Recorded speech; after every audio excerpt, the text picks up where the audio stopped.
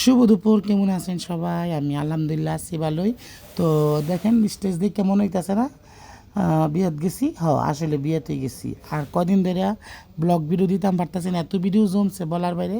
শুধুমাত্র বয়েসের জন্য আমার অবস্থা খুবই সিরিয়াস। আমার কথা কইতে এত কষ্ট হয়, মানে বলারও বাহিরে। তো সবার সাথে নর্মালি গেছি দাওয়াতে, মানে বরযাত্রী গেছি।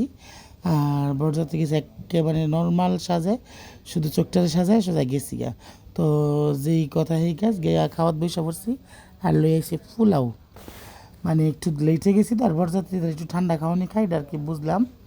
তো যে পোলাও রইলাম রোস্ট, সরি ফ্রাই, আর সালাদের বাড়ির মধ্যে সবাই কারাকারি করবে এটাই বাস্তব। মানে গোস্তের মধ্যে দূর একটা ফাড়াফাড়ি লাগে না, সালাদের মধ্যে যদি ফাড়াফাড়ি লাগে, মানে কার আগে কাটাই লইব। তো এই যে পোলাও লইলাম। আর মুরগির ফ্রাইটা একটু ভালো হয়েছে, কিন্তু কি জানি এই একটু হার্ড হয়ে গেছে গা। আর মুরগির ফ্রাই না হার্ড হইলে আসলে এতটা মজা লাগে না।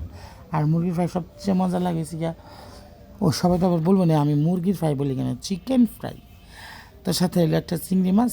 আমি এই ফার্স্ট টাইম দেখলাম কোনো কেন বিয়ে বাড়ি চিংড়ি মাছ ধইনা পাতা দিয়ে রান্না করে, আর কয়ে লাভ নাই। পরে মানে কি কইতাম, আর আমিও রোস্ট যদিও খাই নাই, কারণ আমি বিয়ে বাড়িতে গেলে রোস্ট খাইতারি না, আর দই খাইতারি না, এইগুলো বড় কথা আমার। তো ওই যে মুরগি ফ্রাই দিয়ে এই কটা পোলাও খাইলাম যে দূর খাওয়ানোর। আর আমি বিয়ে বাড়িতে গেলাম আর খাওয়ানি ফ্রাই আর এক, মানে এক চামিচ পোলাও, এরপরে আর বেশি খাওয়া যায় না। আর যদি ডাল থাকে তো ডাল দিয়ে দুগা ভাত খাই। তো ফ্রাইডটা মোটামুটি ভালোই লাগছে, সেজন্য আটটা লয়ে নিলাম। আর জানছি গরুর মাংস, সবাই কইতেছে আপনি কোনো সময় গরু গোস খান না বিয়ে বাড়িতে গেলে, না একটু গরু মাংস লন। তো লইলাম। বিশ্বাস করবেন না, আমি বয়স দিতেছি, আমার এত কষ্ট হইতেছে কথা কইতে, যা বলার বাহিরে। তো এই যে গোস্তগুলো একটু সফট হয়েছিল, এর লেগে লইছি। আর গোস্তি মানে অনেকই মজা হয়েছে, সোজা কথা। মানে একটু হাড়ের পিস লিছিলাম, ভাল লাগছে। আর এই যে বরযাত্রী, আমিও তো বরযাত্রী আসছি, সবাই বরযাত্রী এসে পড়ছে, সবাই খাইতে বসে পড়ছে।